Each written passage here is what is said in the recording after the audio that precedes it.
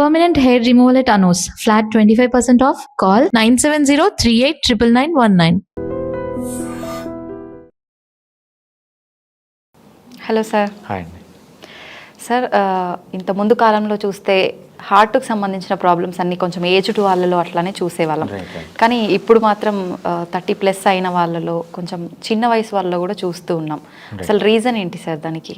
So heart problems రావడానికి మెయిన్గా 4 reasons అండి. ఫస్ట్ డైట్, ఇష్టం వచ్చినట్లు డైట్ తీసుకోవడం, జంక్ ఫుడ్ తినడం. సో మెయిన్గా వెజిటబుల్ ఆయిల్స్, మనము sunflower oil, safflower oil, so ఈ ఆయిల్స్ అన్నీ తీసుకోవడము. దీనికంటే మెయిన్ రీజన్ ఏంటంటే కార్బోహైడ్రేట్, ఇష్టం వచ్చినట్లు కార్బోహైడ్రేట్. సో పొద్దున ఒకసారి తింటున్నారు, మధ్యాహ్నం ఒకసారి తింటున్నారు, సాయంత్రము, రాత్రి, మధ్య మధ్యలో టీలు, కాఫీలు, స్నాక్స్, బర్గర్లు, పిజ్జాలు, పండ్లు మంచిదని పండ్లు ఇష్టం వచ్చినట్టు పొద్దున్న నుంచి రాత్రి వరకు తింటూనే ఉన్నారనమాట. ఎక్కువ తింటున్నారు, ఆ తిన్నదాన్ని ఎనర్జీగా కన్వర్ట్ చేయట్లేదు. సో అదంతా ఫ్యాట్ లాగా మారిపోతుంది, అంతా కొలెస్ట్రాల్ లాగా మారిపోతుంది. అది మెయిన్ రీజన్. నెక్స్ట్ రీజన్ ఏంటంటే నిద్ర. అసలు నిద్రపోవట్లేదు ఎవరు. ఎప్పుడంటే అప్పుడు పడుకుంటున్నారు, ఎప్పుడంటే అప్పుడు లేస్తున్నారు. సో రాత్రి అంతా ఫోన్లు చూడడము, సో అసలు నిద్రపోకపోవడము, ఎక్కువ యూఎస్ షిఫ్ట్ చేయడము. సో వీటి వల్ల ఇది సెకండ్ రీజన్. థర్డ్ రీజన్ ఏంటంటే ఎక్సర్సైజ్ లేకపోవడం. సో కూర్చున్న దగ్గరే కూర్చొని, అక్కడే తిని, అక్కడే కూర్చొని, అక్కడే పడుకొని, అసలు ఫిజికల్ యాక్టివిటీ ఉండదు, ఎక్సర్సైజ్ ఉండదు, ఏమీ ఉండదు. సో ఇవన్నీ లేని దాని వల్ల ఏంటి, ఎనర్జీ అనేది, తిన్న ఫుడ్ అనేది ఎనర్జీగా కన్వర్ట్ కాదు. సో ఇవంతా కార్బోహైడ్రేటు, ఈ ఎనర్జీ ఇవన్నీ కొలెస్ట్రాల్గా మారడము, ఈ కొలెస్ట్రాల్ హార్ట్లో పేరుకొని పోవడము. సో ఇదంతా ఇంకో రీజన్. నెక్స్ట్ రీజన్ ఏంటంటే లైఫ్లో స్ట్రెస్ ఉండడము, చిన్న చిన్న వాటికి స్ట్రెస్ కావడం. ఈ స్ట్రెస్ వల్ల ఏమవుతుందంటే కార్టిజాల్ అనే హార్మోన్ రిలీజ్ అవుతుంది. ఈ కార్టిజాల్ హార్మోన్ మెయిన్ ఇదేంటంటే ఫ్యాట్ని డిపాజిట్ చేస్తుంది. సో ఫ్యాట్ డిపాజిట్ కావడము, అబ్డామిన్లో డిపాజిట్ కావడము, కరోనరీ ఆర్టరీస్లో డిపాజిట్ కావడము. సో మెయిన్గా చూసుకుంటే lack of exercise, lack of diet, నిద్ర లేకపోవడం, లైఫ్లో స్ట్రెస్ ఉండడం. ఇంకోటి ఏంటంటే హ్యాబిట్స్. సో సిగరెట్లు, ఆల్కహాల్, సో వీడియో గేమ్స్, ఫోన్లు, రీల్స్, అంటే ఫిజికల్ యాక్టివిటీనే లేకుండా ఇవి ఎక్కువ చేయడం వల్ల ఈ హార్ట్ అటాక్స్ అనేవి ఎర్లీ స్టేజ్లోనే చూస్తున్నాం. సో బేసిక్గా ఏంటంటే ప్రతి మనిషి at the end of his లైఫ్లో హార్ట్ అటాక్ వల్లనే చనిపోతారు. సో పాతకాలంలో ఎలా ఉండేదంటే 100 years తర్వాత లేకపోతే 110 years తర్వాత చనిపోయేవాళ్ళు. ఇప్పుడు ఏమవుతుందంటే ఇవన్నీ లేకపోవడం వల్ల చాలా ఈ హార్ట్ డిసీజెస్ ఆర్ ఏఎస్సివిడి అంటాం అనమాట, ఎథెరోస్క్లెరోటిక్ కార్డియోవాస్కులర్ డిసీజ్ అంటాం. సో మెయిన్గా హార్ట్ బ్లడ్ వెజల్స్లో కొవ్వు పేరుకొని పోయి చనిపోవడంను ఎర్లీ స్టేజెస్లోనే చూస్తాను. ఎందుకంటే ఇవన్నీ రీజన్స్. ఓకే. అయితే సడన్గా స్ట్రోక్ వచ్చింది అని చెప్తూ ఉంటారు. అప్పటి వరకు మనకి ఎటువంటి సిమ్టమ్స్ కనిపించవు. నిజంగానే అసలు సిమ్టమ్స్ అనేవి ఉండవా సార్? మనం ఐడెంటిఫై చేయలేకపోతున్నామా? ఈ హార్ట్ ప్రాబ్లమ్స్లో మోస్ట్ ఆఫ్ ది మెయిన్గా చెప్పుకునేది ఏంటంటే సిమ్టమ్స్ ఇనీషియల్గా బయటపడవు.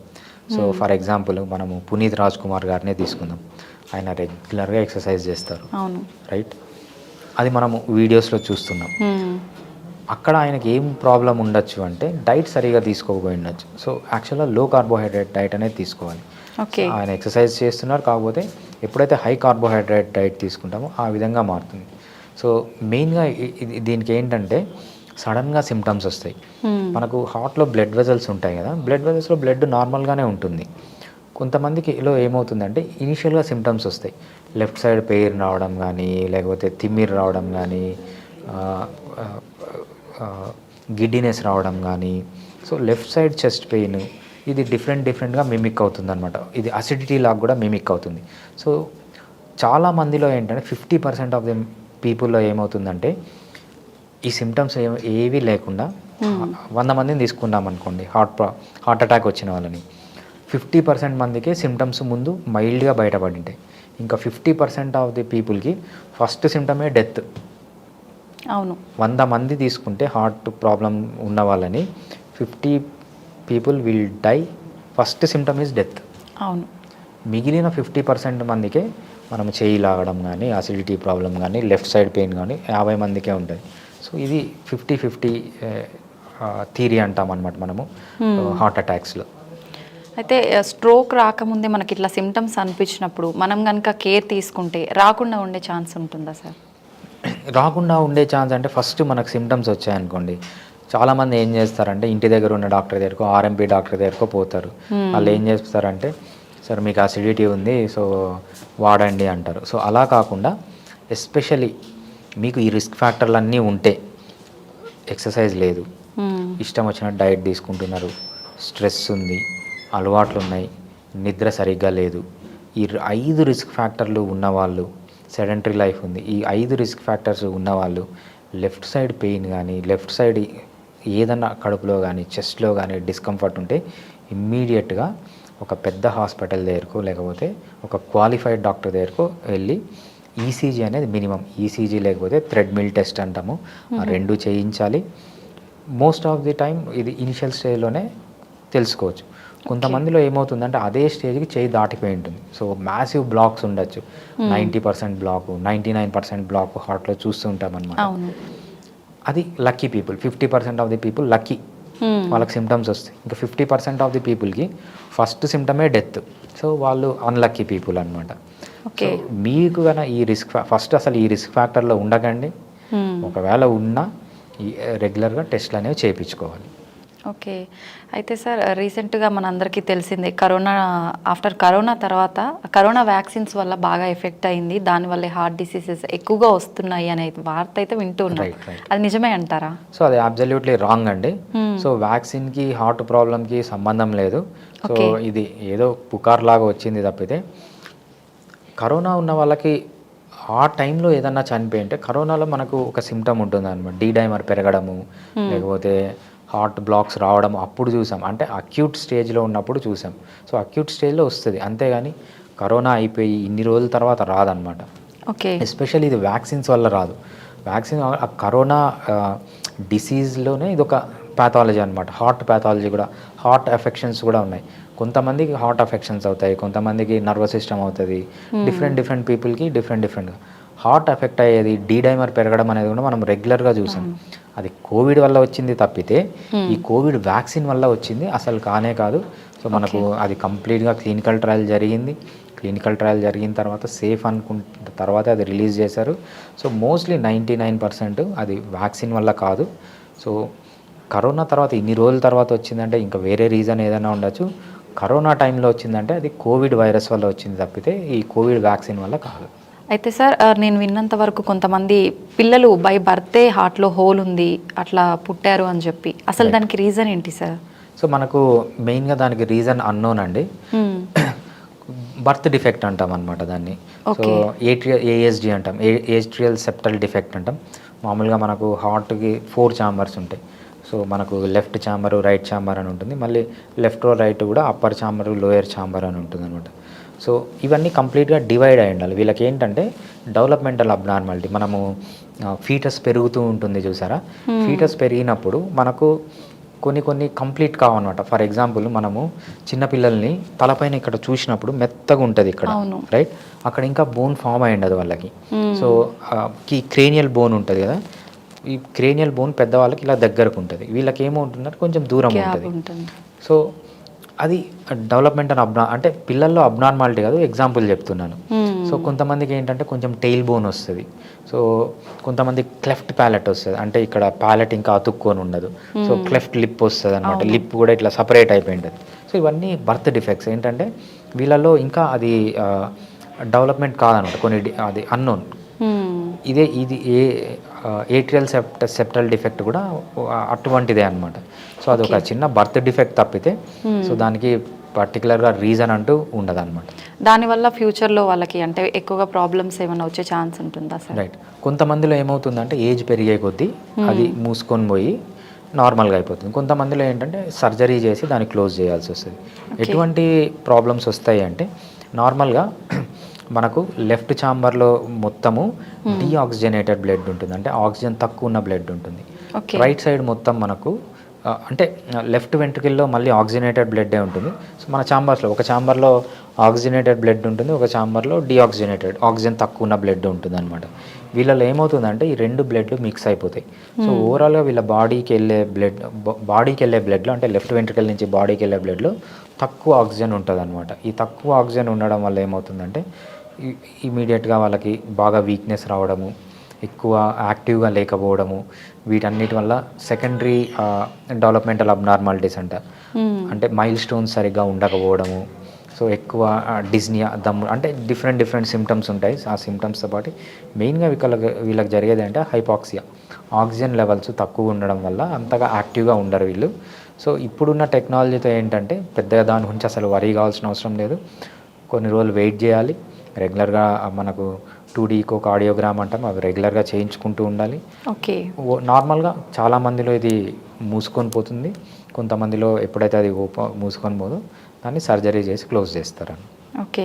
అయితే హోమియోపతిలో హార్ట్ డిసీజ్కి సంబంధించి ఉందా సార్ ట్రీట్మెంట్? రైట్. హోమియోపతిలో హార్ట్ డిసీజ్కి చాలా మంచి ట్రీట్మెంట్ ఉందండి. మనకు ఏట్రియల్ సెప్టల్ డిఫెక్ట్లో మనకు హోమియోపతిలో ఒక కాన్సెప్ట్ ఉంటుంది. సో ఏదన్నా డెవలప్మెంటల్ అబ్నార్మాలిటీ ఉంటుంది, దాన్ని సిఫిలిస్ అంటామన్నమాట. అంటే సిఫిలిటిక్ మయాజం అంటామన్నమాట. ఆ సిఫిలిటిక్ మయాజం ఆర్ సిఫిలిటిక్ సిమ్టమ్స్ని బేస్ చేసుకొని మనం మెడిసిన్ ఇచ్చినప్పుడు చాలా ఎక్సలెంట్ మెడిసిన్స్ ఉన్నాయి మనకు హోమియోపతిలో. ఈ ఏట్రియల్ సెప్టల్ డిఫెక్ట్లు క్లోజ్ అవ్వడానికి చాలా మంచి మెడిసిన్స్ ఉన్నాయి. అదే కాకుండా సో మనకు ఎటువంటి డిసీజెస్ వచ్చినా హార్ట్కి సంబంధించి చాలామందిలో ఏమవుతారంటే హైపర్ టెన్షన్ ఉంటుంది. హైపర్ టెన్షన్ని తగ్గించడానికి, హైపర్ టెన్షన్ని వితౌట్ సైడ్ ఎఫెక్ట్స్ మనం మెయింటైన్ చేసుకోవడానికి చాలా మంచి మెడిసిన్స్ ఉన్నాయి హోమియోపతిలో. అదే కాకుండా చాలామందికి ఏమవుతుందంటే హార్ట్ అటాక్స్ వస్తాయి, స్టంట్ వేయించుకుంటారు. స్టంట్ వేయించుకున్న తర్వాత హార్ట్ మజిల్ అనేది బాగా వీక్ అయిపోతుంది వాళ్ళకి. సో డయాస్టోలిక్ డిస్ఫంక్షన్లు, సిస్టోలిక్ డిస్ఫంక్షన్కి అలోపతిలో మెడిసిన్స్ ఉన్నాయి. మెయిన్గా డయాస్టోలిక్ డిస్ఫంక్షన్కి అలోపతిలో మెడిసిన్స్ లేవు. సిస్టోలిక్ డిస్ఫంక్షన్, సిస్టోల్ అంటే హార్ట్ కాంట్రాక్ట్ కావడం, కాంట్రాక్ట్ అయ్యేదాన్ని సిస్టోల్ అంటాం. హార్ట్ రిలాక్స్ కావడానికి డయాస్టోల్ అంటాం. సో అలోపతిలో ఏంటంటే ఈ సిస్టోల్, ఈ హార్ట్ కాంట్రాక్షన్లో ఏమైనా ప్రాబ్లం ఉందనుకోండి, దానికి మంచి మెడిసిన్స్ ఉన్నాయి. వాళ్ళకి ఈ డయాస్టోలిక్ డిస్ఫంక్షన్లో మెయిన్గా మెడిసిన్స్ లేవు. సో వీళ్ళు హార్ట్ అటాక్స్ వచ్చిన తర్వాత హార్ట్ మజిల్ అనేది వీక్ అయిపోతుంది. సో అప్పుడు వీళ్ళకి డయాస్టోల్ ప్రాబ్లమ్స్ వస్తాయి, డయాస్టోలిక్ డిస్ఫంక్షన్. అటువంటి డయాస్టోలిక్ డిస్ఫంక్షన్ ఎస్పెషల్లీ మనకు హోమియోపతిలో చాలా మంచి ట్రీట్మెంట్ అనేది ఉంటుంది. అంతేకాకుండా వీళ్ళు స్టాటిన్స్ అనేవి వాడతారు కదా, అంటే కొలెస్ట్రాల్ పెరిగిపోయి హార్ట్లో బ్లాక్స్ వచ్చి, సో అటువంటి స్టాటిన్స్ కూడా ఆ స్టాటిన్స్ తీసుకుంటే ఏంటంటే అలోపతిలో స్టాటిన్స్ వాళ్ళకి చాలా సైడ్ ఎఫెక్ట్స్ ఉంటాయి. మనకు హోమియోపతిలో కూడా స్టాటిన్స్ ఉన్నాయి. వితౌట్ సైడ్ ఎఫెక్ట్స్ మనము కొలెస్ట్రాల్ని తగ్గించుకోవచ్చు. అంటే లివర్ మెయిన్గా వీళ్ళకి కొలెస్ట్రాల్ ప్రాబ్లమ్స్ ఉన్నాయి. సో ఈ ప్రాబ్లమ్స్ ఉన్నాయంటే లివర్ ఫంక్షన్ సరిగ్గా లేదని. సో లివర్ ఫంక్షన్ ఇంప్రూవ్ చేసి హార్ట్ ఫంక్షన్ని ఇంప్రూవ్ చేయడానికి, వీళ్ళకి ఆల్రెడీ ఎక్కువ కొలెస్ట్రాల్ ఉన్న ఆ కొలెస్ట్రాల్ని తగ్గించడానికి హోమియోపతిలో చాలా మంచి మెడిసిన్స్ ఉన్నాయన్నమాట. సో ఓవరాల్ హార్ట్కి సంబంధించిన డిఫరెంట్ డిసీజెస్లో మనము ఎక్సలెంట్గా హోమియోపతి మెడిసిన్స్తో ట్రీట్ చేయొచ్చు. ఇవన్నీ వితౌట్ సైడ్ ఎఫెక్ట్స్ చాలా ఎఫెక్టివ్గా ట్రీట్ చేయొచ్చు అనమాట. నమస్తే సార్. నమస్తే అండి. నా పేరు doctor Sai Ravishankar, HOD, senior consultant cardiologist, Aster prime hospital. చాలా రోజుల నుంచి మనం చూస్తూ ఉన్నాము, చిన్న వయసులోనే చాలామందికి హార్ట్ ప్రాబ్లమ్స్, హార్ట్ బ్రేక్స్ కానీ ఇవన్నీ జరుగుతూ ఉన్నాయి. సో చాలామంది ఏంటంటే మాకు తెలియదు, ఎప్పుడు కూడా మా ఫ్యామిలీలో ఎవరికి కూడా ఎలాంటి గుండెకి సంబంధించిన ఇబ్బందులు లేవు, మాకు సడన్గా వచ్చింది అనేసి చెప్తూ ఉంటారు. సో ఇలాంటి వాళ్ళకి మనం ఏమైనా సూచనలు ఇవ్వడానికి ఏమైనా ఉందా? మీకు సంబంధించి ఏదైనా హెల్త్ ఇష్యూ ఉంటే ముందుగానే దాన్ని కనుక్కోవడానికి మీకు కొన్ని లక్షణాలు ఇవి కనిపిస్తాయి అని చెప్పడానికి ఏమైనా ఉందా సార్? కరెక్ట్. చాలామంది మా దగ్గరికి వస్తుంటారు ఏంటంటే ముందు నుంచి హార్ట్ అటాక్ లేదు, మాకు అసలు లక్షణాలు లేవు, ఫస్ట్ టైం. హార్ట్ అటాక్ ఎప్పుడు ఫస్ట్ టైమే వస్తుంది. రెండోసారి హార్ట్ అటాక్ ఏది వచ్చిందో అది వేరే విషయం. ఫస్ట్ టైం ఎవరికి ఎంతమందికి వచ్చిందో ఫస్ట్ టైమే వస్తుంది heart attack. So heart attack ఎవరికి వస్తుందో ఇవాళ రేపు మేము ముందు అనుకున్నాం అంటే హార్ట్ అటాక్ 45 years తర్వాత వస్తుందని. ఇప్పుడు మేము చూసింది ఏంటంటే 18 ఏళ్ళ దగ్గర నుంచి హార్ట్ అటాక్ రిస్క్ పెరిగిపోతున్నది. 18 years అంటే ఇంజనీరింగ్ ఫస్ట్ ఇయర్ 17 years నుంచి నేను నా లైఫ్లో అట్లీస్ట్ ముగ్గురికి నేను 17 years హార్ట్ అటాక్కి చూసి స్టంట్ కూడా వేసాం. సో 17 years నుంచి వాళ్ళకి. సో ముఖ్యమైన ప్రాబ్లం అవుతున్నది ఇక్కడ పేషెంట్కి ఏంటి రిస్క్ ఫ్యాక్టర్స్ ఉన్నాయా లేదా ఫస్ట్ తెలుసుకోవాలి. అది మీ చేతిలో ఉన్నది. రిస్క్ ఫ్యాక్టర్స్ ఏంటి? సపోజ్ పేషెంట్ మెంటల్ స్ట్రెస్ ఉన్నారా లేదా, డైట్ అండ్ ఎక్సర్సైజ్ ప్రాపర్గా మెయింటైన్ చేస్తున్నారా లేదా. సో డైట్ అంటే హెల్దీ డైట్ తీసుకుంటున్నారా, ప్రాపర్ ఎక్సర్సైజ్ చేసుకుంటున్నారా, ఆల్మోస్ట్ 45 మినిట్స్ పర్ డే చేస్తున్నారా, నిద్రపోతున్నారా ప్రాపర్గా లేదా. దీంతో సాయం పేషెంట్కి బీపీ, షుగర్, కొలెస్ట్రాల్ ఉన్నదా లేదా. సో చాలామంది అనుకుంటారు నాకు 22 ఇయర్సే నాకు బీపీ ఉన్నది. కొంచెం మందికి మేము చూస్తుంటే బీపీ వాళ్ళకి 200 దాకా బీపీ ఉంటున్నారు. So BP, sugar, cholesterol routine checkup ఒక్కసారి అయితే బేస్ లైన్లో చేయించుకోవాలి. ఎనీ పర్సన్ మోర్ దెన్ 25 ఇయర్స్లో ఖచ్చితంగా చేయించుకోవాలి, ఒక్కసారి చేయించుకోవాలి. దానివల్ల మీకు తెలుస్తుంది ఏంటంటే మీకు బీపీ ఉన్నదా, షుగర్ ఉన్నదా, కొలెస్ట్రాల్ ఉన్నదా. ఇవన్నీ కాకుండా మీరు లైఫ్ స్టైల్ కొంచెం చేంజ్ చేసుకోవాలి. చేసుకుంటే డెఫినెట్లీ మీకు తెలుస్తుంది. రొటీన్ కార్డియాక్ చెకప్ అంటారు, అంటే ఒక ఈసీజీ, ఇకోకార్డియోగ్రఫీ, ట్రెడ్మిల్ టెస్ట్. ట్రెడ్మిల్ టెస్ట్లో మాకు ఒక ఐడియా వచ్చేస్తుంది, ఎస్ పేషెంట్కి కొంచెం ఉన్నదా లేదా, అట్లీస్ట్ 100 రాపోయినా 50% ఐడియా వచ్చేస్తుంది పేషెంట్కి ఉన్నదా లేదా. ఈసీజీ నార్మల్లో ఉన్నా కూడా పేషెంట్కి 3 బ్లాక్లు ఉన్న పరిస్థితులు కూడా ఉన్నాయి. సో ఈకోలో కూడా నార్మల్ ఉండి కూడా పేషెంట్కి 3 బ్లాక్లు ఉన్న పరిస్థితులు కూడా ఉన్నాయి. సో ఈసీజీ నార్మల్లో ఉన్నదని మీకేం లేదు. సో ముఖ్యం అవుతున్నది లక్షణాలు. సో సిమ్టమ్స్ ఏది ఉన్నదో క్లినికల్ సిమ్టమ్స్, టిపికల్ ఎంజైనా అంటారు, మా సైంటిఫిక్ వర్డ్లో చెస్ట్ పెయిన్కి ఎంజైనా అంటారు. Typical chest pain or angina అంటే ఒక పేషెంట్ కొంచెం నడుస్తే నొప్పి వస్తుంది, కూర్చుంటే తగ్గిపోతుంది. చాలా మటుకు వెళ్ళిపోయింటే వాళ్ళు సెల్ఫ్ డయాగ్నోసిస్ చేసి వాళ్ళు ఓన్గా మెడిసిన్ షాప్ వెళ్ళి వాళ్ళ ఎసిడిటీ టాబ్లెట్లు ఏదో ఒకటి వేసుకొని ఆర్ గూగుల్ డాక్టర్కి వాళ్ళు చూసుకొని వాళ్ళే సెల్ఫ్ ట్రీట్మెంట్ చేసుకొని ఒక స్టేజ్ దాకా వాళ్ళు తెస్తారు. సో ఆ లక్షణాలు ఏది ఉంటుందో నొప్పికి కొన్ని టాబ్లెట్ వేసుకుంటే తగ్గిపోతుంది, మళ్ళీ నొప్పి వస్తుంది. సో దానికి ఏదైనా కొంచెం ఉంటే నియరెస్ట్ డాక్టర్కి వెళ్ళండి, అది సిమ్టమ్స్ ప్రాపర్గా ఎంజైనావా కాదా తెలుస్తుంది. సో దీనివల్ల మీరు లైఫ్ స్టైల్ చేంజెస్ చేసుకోవాలి, మీకు బీపీ, షుగర్ ఉన్నదా లేదా చెకప్ చేయించుకోవాలి, ఈసీజీ, ఇకోకార్డియోగ్రఫీ అండ్ టీఎంటీ వల్ల చేయించుకోవాలి. దీనివల్ల at least 50 to 60% patients heart attack అయ్యి డేంజరస్గా ప్రాణంకి కోల్పోకుండా మేము ముందు జాగ్రత్తగా మేము ముందుగా ప్రివెంటివ్గా ఇది మేము తెలుసుకోవచ్చు. సో ఎనీ పర్సన్ లక్షణాలే రాకలే, మీకు చెస్ట్ పెయిన్ రాకలే, బ్రెత్లెస్నెస్ రాకలే, రొటీన్ కార్డియాక్ చెకప్ ఏడాదికి ఒకసారి చేయించుకుంటే మోర్ దెన్ 35 కొంచెం రిస్క్ ఫ్యాక్టర్. ఎవరో ఒకటి స్మోకింగ్ చేస్తుంటారు, చాలా అసలు ఎక్సర్సైజ్ చేయరు, ఇట్లాంటి వాళ్ళు రెగ్యులర్ చెకప్ చేయించుకుంటేనే మంచిది. సో రెగ్యులర్ చెకప్ చేయించుకుంటే మీకు బయటపడుతుంది హార్ట్లో ప్రాబ్లం ఉన్నదా, షుగర్ ఉన్నదా, కొలెస్ట్రాల్ ఉన్నదా, బీపీ ఉన్నదా, దానికి మీరు ట్రీట్మెంట్ చేయించుకుంటే బెటర్. అండ్ సార్ ఇంకొకటి, చాలామంది నిద్ర సరిగ్గా పోకపోవడం వల్ల కూడా హార్ట్ ప్రాబ్లమ్స్ వస్తాయని అంటారు, నిజమేనా సార్? ఖచ్చితంగా నిజం, 100% నిజం. ఒక పర్సన్కి నిద్ర ఎంత, మీరు ఫుడ్ ఎంత ఇంపార్టెంటో నిద్ర కూడా అంతే ఇంపార్టెంట్. ఫుడ్ లేకుండా మీరు ఎట్లా బ్రతకలేరో, మంచినీళ్ళు లేకుండా ఎట్లా బ్రతకలేరో, నిద్ర కూడా ఖచ్చితంగా కావాలి. బాడీ 24 గంటలు పని చేయదు, దానికి కూడా కొంచెం రెస్ట్ కావాలి. రెస్ట్ చేసుకుంటేనే బాడీ అవుతుంది, లేదు అంటే డెఫినెట్లీ బాడీ పాడవుతుంది. సో నిద్ర వల్ల ఏంటవుతుందంటే, నిద్ర 2 రకాలు ఉంటాయి, REM sleep, NREM sleep. REM sleep వల్ల మీ బాడీలో ఏది ఉంటుందో నార్మలీ హోల్ మెటబాలిజం అంతా చేంజ్ అవుతుంది, హార్మోనల్ లెవెల్ అంతా టోటలీ నిద్ర పోతే చేంజ్ అయిపోతుంది. సో నిద్ర వల్ల ఆర్ఈఎం అండ్ ఎన్ఆర్ఈఎం స్లీప్ అంటే డీప్ స్లీప్ ఏదంటారో అట్లీస్ట్ అది ఒక 5 to 6 అవర్స్ కావాలి.